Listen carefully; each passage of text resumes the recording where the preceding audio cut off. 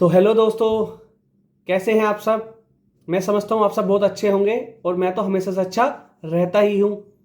तो दोस्तों, आज की वीडियो लाने का जो मेरा मकसद है वो है एएफएम और ऑडिट के जो नवंबर 2024 में एग्जाम्स हुए हैं उनमें कुछ क्वेश्चंस एम्बिगुअस थे। जैसा कि आप स्क्रीन पर देख रहे हैं, एएफएम के पेपर में 16 मार्क्स के क्वेश्चन रॉन्ग थे। कैसे रॉन्ग थे वो हम आगे बात करेंगे। ऑडिट के पेपर में 2 मार्क्स का एमसीक्यू रॉन्ग था, वो कौन सा वाला रॉन्ग था हम आगे बात करेंगे। अब हमें क्या करना चाहिए, हमें ग्रेस मार्क्स कैसे मिलेंगे और हम ईमेल कैसे करें, इन सब बारे में हम बात करेंगे। लेकिन उससे पहले आप एसी और सीए टेलीग्राम चैनल ज्वाइन कर लो। मेरे चैनल को आपने अभी तक सब्सक्राइब नहीं किया है तो प्लीज इस चैनल को सब्सक्राइब कर लो। और अगर आपने वीडियो शेयर नहीं करी है, लाइक नहीं करी है, तो फटाफट अभी लाइक कर दो आगे बढ़ने से पहले। ज्यादा टाइम नहीं लूंगा मैं आपको। आज है 9 नवंबर 2024 और इस वीडियो को मैं अपलोड करूंगा 14 नवंबर 2024 को, ताकि आप सभी का समय वेस्ट ना हो। तो सर करना क्या है, देखो सबसे पहले हम बात कर लेते हैं कि एएफएम के 16 मार्क्स के क्वेश्चन रॉन्ग थे। मैंने अपने टेलीग्राम चैनल पे जब एएफएम का पेपर एनालाइज किया था तभी बता दिया था। मैंने एएफएम का पेपर नहीं दिया है क्योंकि मेरी मई 2024 में एग्जामिशन थी। ठीक है। दूसरी बात, ऑडिट के पेपर में जो एक क्वेश्चन गलत था उसके बारे में भी मैंने अपने टेलीग्राम ग्रुप में पहले ही बता दिया है। अब हम बात कर लेते हैं कि हमें ईमेल अगर हम आईसीएआई को करें तो क्या हमें ग्रेस मार्क्स मिलेंगे या नहीं मिलेंगे। देखो सबसे बड़ा क्वेश्चन यही है, अगर हम ईमेल आईसीएआई को करें तो क्या हमें ग्रेस मार्क्स मिलेंगे या नहीं मिलेंगे। तो इसके लिए मैं आपको सबूत दिखा देता हूं। मई 2024 के एग्जाम्स में 2 एमसीक्यू गलत आए थे, ये सभी को पता है। उन 2 एमसीक्यू को, जो 2 एमसीक्यू गलत थे, उन दोनों एमसीक्यू पर आईसीएआई ने पूरे 4 नंबर दिए हैं सभी बच्चों को। इसीलिए एमसीक्यू में बहुत सारे बच्चों के 30 आउट ऑफ 30 मार्क्स आए हैं। उनमें से मैं भी एक हूं, मेरे भी 30 आउट ऑफ 30 मार्क्स आए थे एएफएम एमसीक्यू पेपर मई 2024 में। ठीक है। तो ये तो सबूत है कि भाई पूरे नंबर मिल सकते हैं ग्रेस में अगर इंस्टीट्यूट का क्वेश्चन गलत है। सर आप झूठ बोल रहे हो। देखो मैंने ईमेल करी थी, मैं दिखा देता हूं आपको। ये देखो, ये देख रहे हो स्क्रीन पर, ये आप साफ साफ देख सकते हैं। मैंने, ये आप नाम देख रहे हो AK वत्स, तो मेरा नाम तो आप सभी को पता ही है, अवनीश कुमार वत्स मेरा नाम है। ठीक है। प्यार से आप मुझे अभी भाई बुला सकते हो, सर तो मत बोलना, कोई बात नहीं। मैंने लिखा एग्जाम फीडबैक @icaI.in, इस पर मैंने अपनी ईमेल करी है और मैंने ये लिखा है observation on the question paper number 2 AFM और सीए फाइनल एग्जामिनेशन मई 2024। ये सब्जेक्ट है। कहानी क्या लिखी है मैंने ये नीचे डाल रखी है। ये वाली पीडीएफ में टेलीग्राम चैनल में डाल दूंगा, प्लीज ज्वाइन कर लो, वहां से डाउनलोड कर लेना और ये मेल सेम चिपका देना। प्रोवाइडेड ये मई वाला जो है इसको नवंबर कर लेना और जो है क्वेश्चन नंबर की डिटेल है वो आप चेंज कर लेना अपने अकॉर्डिंग। तो मैंने उसमें बताया कि पेपर नंबर 2 में 2 एमसीक्यू रॉन्ग थे।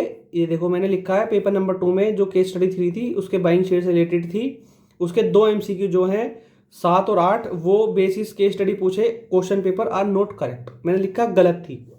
उस समय मेरे पास चूंकि क्वेश्चन पेपर नहीं था तो मैं स्क्रीनशॉट नहीं लगा पाया, लेकिन अब आपके पास एमसीक्यू का क्वेश्चन पेपर है तो आप उस क्वेश्चन का स्क्रीनशॉट भी लगा देना साथ में मेल में कि ये देखो ये क्वेश्चन गलत है। और अगर किसी को सही आंसर पता है तो प्लीज वो साथ में अपलोड कर दो, नहीं पता है तो कोई बात नहीं, लेकिन ईमेल जरूर कर देना प्लीज। और ईमेल की लास्ट डेट क्या है, देखो बंधुओं, ईमेल की लास्ट डेट है, टेलीग्राम चैनल आपने ज्वाइन नहीं करा तो कर लो, मैंने डाला हुआ है, 20 नवंबर 2024 से पहले पहले आपको ईमेल करना है इंस्टीट्यूट को। 20 नवंबर 2024 यानी कि अभी 4 दिन 5 दिन बाद।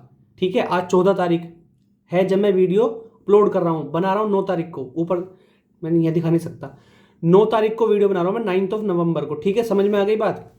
चलो सर क्या कर सकते हैं, फिर क्या कर सकते हैं। देखो ईमेल मैंने आपको दिखा दी है, ईमेल आपको दिखा दी, ये ईमेल आपको इंस्टीट्यूट को करनी है। आप अच्छे से स्क्रीनशॉट ले लो, ये पीडीएफ भी डाल रहा हूं वहां से ले लेना, कॉपी पेस्ट नहीं करना, लिख लेना। ठीक है। चलो अब क्या है, तो ये तो कंफर्म हो गया कि हमें नंबर तो मिल जाएंगे, नंबर तो मिल जाएंगे, प्रोवाइडेड आपको ईमेल करनी पड़ेगी। और ईमेल में नीचे देख रहे हो यहाँ पे ना मैंने कुछ कुछ काटा हुआ है, तो यहाँ पे आपको अपना सीआरओ लिखना पड़ेगा, सीआरओ लिख देना, अपना रोल नंबर भी लिखना पड़ेगा। ठीक है। अपना रजिस्टर्ड ईमेल लिखना पड़ेगा, रजिस्टर्ड ईमेल, जो भी आपका रजिस्टर्ड ईमेल हो, और आपका मोबाइल नंबर लिखना पड़ेगा। तो प्लीज सबसे पहली बात तो जो आप ईमेल करें वो अपने रजिस्टर्ड ईमेल से ही करें, यानी कि जो इंस्टीट्यूट के पास आपका ईमेल रजिस्टर्ड है उसी से ईमेल करें। दूसरी बात, यहां फिर भी उसे लिख दें और उसके अलावा मोबाइल नंबर नोट कर दें, लिख दें, रोल नंबर लिख दें और सीआरओ लिख दें। बच्चे कहेंगे सर इंस्टीट्यूट हमारा रोल नंबर नोट करके फेल कर देगा, नहीं करता भाई, ऐसा कुछ नहीं है, समझ गए, ऐसा कुछ भी नहीं है। प्लीज इस मिथ पर यकीन मत करना, ईमेल कर देना अगर नंबर चाहिए तो, ठीक है। अब आते हैं एएफएम के पेपर पे। तो एएफएम का सबसे पहले एमसीक्यू का पेपर देख लेते हैं। एएफएम का पेपर इस बार हार्ड आया है, इस बार पेपर एएफएम का हार्ड आया है। मैं कहता हूं हार्ड पेपर है तो आपके मजे आ गए। मजे क्यों आ गए? क्योंकि मेरे हिसाब से 16 नंबर के क्वेश्चन गलत है, बट जरूरी नहीं है कि इंस्टीट्यूट 16 नंबर को कंसीडर करे या मान ले हमारी बात। हमारा फर्ज है मेल करना, जिसमें से मैं ये गारंटी देता हूं 10 नंबर तो आपको मिलेंगे ही मिलेंगे ग्रेस के, क्योंकि 10 नंबर तो इंस्टीट्यूट डिनाई कर ही नहीं सकता, समझ गए। 6 नंबर का क्वेश्चन एम्बिग्यूअस है तो वहां पे इंस्टीट्यूट हो सकता है कोई बहाना बना दे या कुछ कर दे, उस बात को ना माने, बट वो भी गलत है, एम्बिग्यूअस है। समझ में आ गई बात? तो सर आप बता दो, अब तो मिथ्या तोड़ ही दो। तो मैं सबसे पहले बात बता रहा हूं आपको, मिनिमम 10 नंबर तो इसमें ग्रेस मिलेंगे ही मिलेगा। तो जिसके अगर अभी तक 40 नहीं आ रहे थे तो वो हैप्पी हो जाओ, उसके 40 आ जाएंगे। जिसके 60 नहीं आ रहे थे, 50 आ रहे थे, वो हैप्पी हो जाओ, 60 आ जाएंगे, एग्जाम्शन आ जाएगी, क्योंकि 10 का ग्रेस मिलना तय है। अब कौन कौन सा है ये देख लो।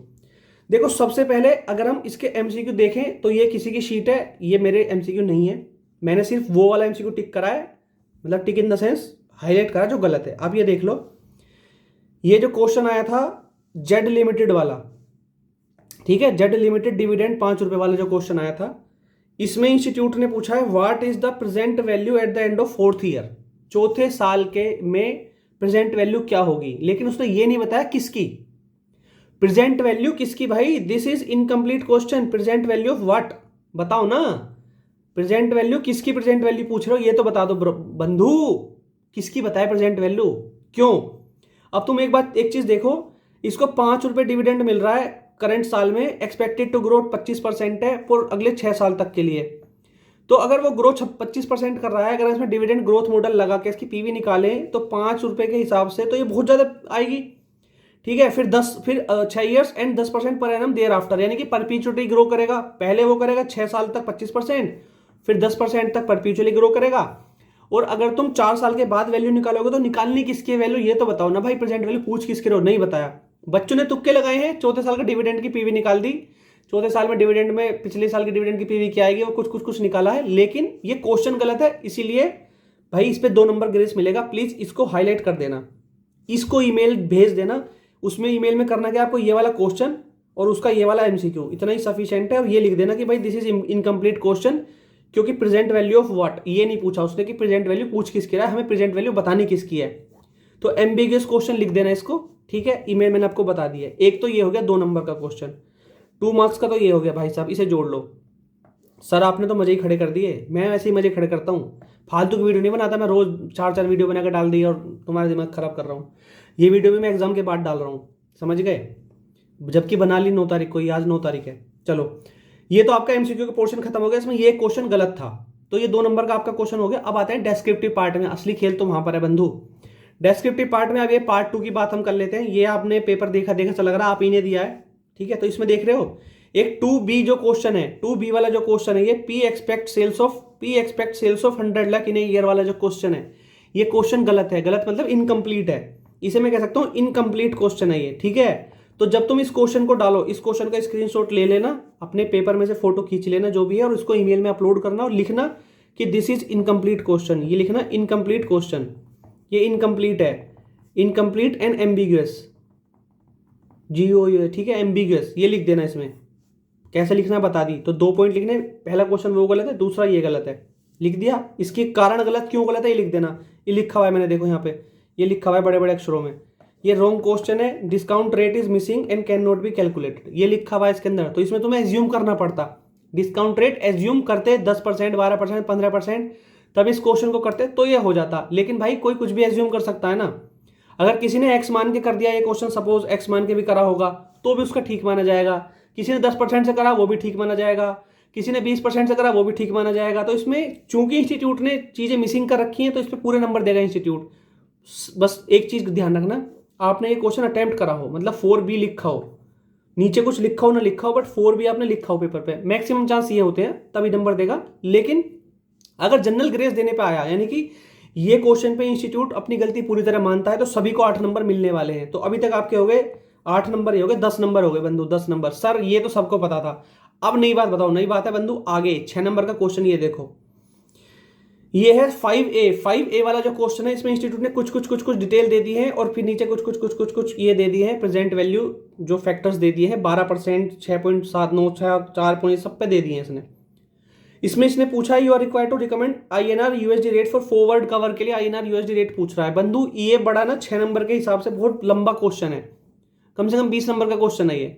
इसमें अगर तुम्हें रेट निकालना है तो इसमें हिट एंड ट्राई मेथड से ही निकल सकता है, बाकी कोई दूसरा मेथड है नहीं, ठीक है। बाकी दूसरे मेथड से आप निकालने जाओगे तो बहुत लंबा क्वेश्चन चला जाएगा, मतलब ये समझ लो कि इसमें तुम 1-1.5 घंटा निकाल दोगे, तो 6 नंबर के हिसाब से क्वेश्चन नहीं है ये, समझ गए। तो इसमें हिट एंड ट्राई से निकालते तो शायद तुम्हारा 12% आता और उससे रेट तुम्हारा निकल जाता। डिस्काउंट रेट ये पूछ रहा है ना, required to INR USD rate, तो 12% के हिसाब से तुम निकालोगे तो तुम्हारा रेट आ जाएगा। पहले इससे निकालो, फिर इससे निकालो, फिर इससे निकालो, फिर इससे निकालो, तो इससे निकलेगा तो सही हो जाएगा।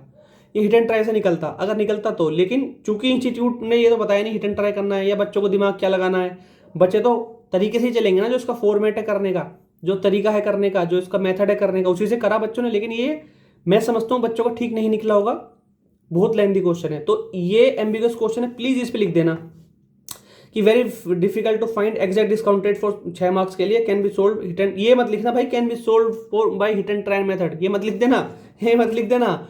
ये तो मैं बता रहा हूं कि इससे हो सकता था, लेकिन अगर तुम ये लिखोगे ना एम्बिगस है और इसमें नहीं समझ आ रहा कैसे निकलेगा, तो माइट भी इंस्टीट्यूट इसे कंसीडर करे और इस पर पूरे 6 नंबर दे दे, नहीं तो इसके बदले ग्रेस मार्क्स तो आपको 2, 4, 6 के मिलेगा ही मिलेगा। भाई बंधु प्लीज ये काम कर लेना, हाथ जोड़ रहा हूं आपके। ये मैंने आपको 16 नंबर का मटेरियल दे दिया है 16 मार्क्स का, और मैं मान के चल रहा हूं अगर 16 में से ना इंस्टीट्यूट ने 10 भी आपको दे दिए, मतलब 8 और 2 10 भी दे दिए, तो बहुत बड़ी बात है, समझ गए।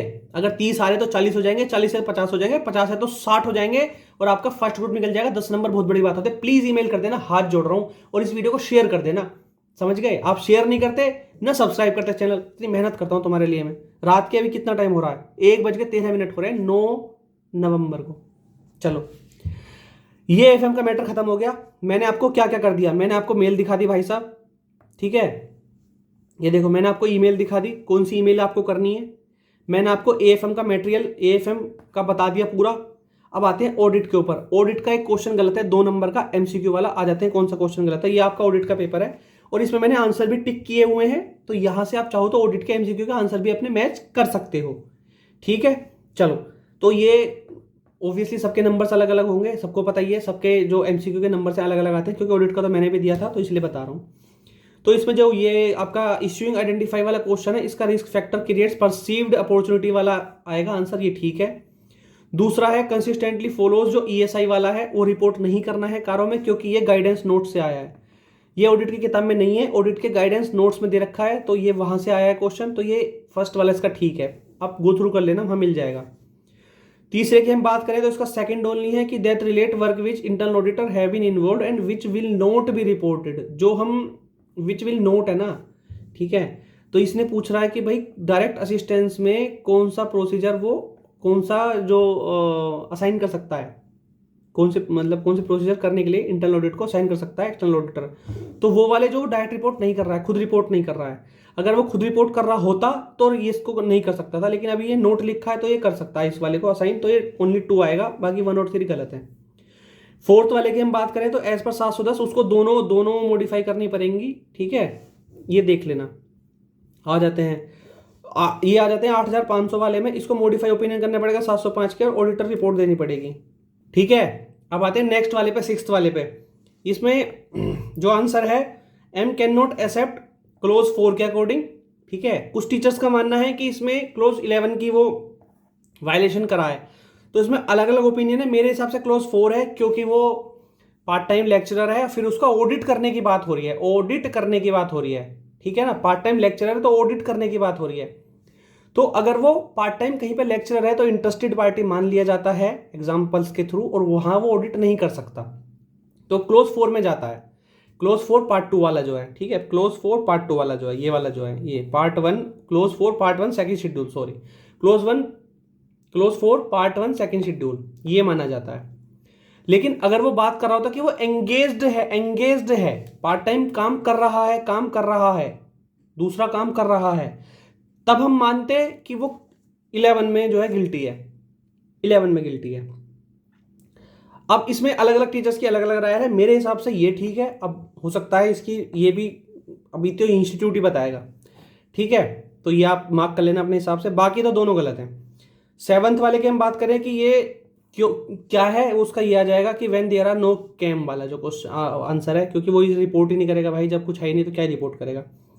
फिर जो ये सीन्स वाला क्वेश्चन है, इसमें the fact management provided written representation वाला जो था, इसमें बी वाला ठीक है, बाकी सारे गलत हैं।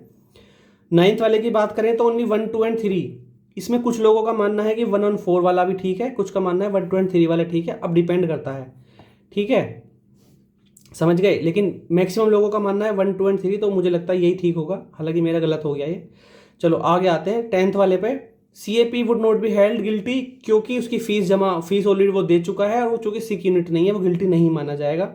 ये सभी को, सबके लगभग ठीक हुआ होगा इतना तो। और इस वाले में जो कोपू की उसने पूछा, 3rd और 4th वाली कोपू की है, ठीक है। फिर हम बात कर लेते हैं 12th क्वेश्चन की। तो इसमें डिफरेंट डिफरेंट आंसर आ रहे हैं, कुछ टीचर्स के तो आंसर निकले ही नहीं, ठीक है, कुछ टीचर्स ने आंसर निकाले, तो किसी ने 18,880 बताया, तो किसी ने 18,790 बताया।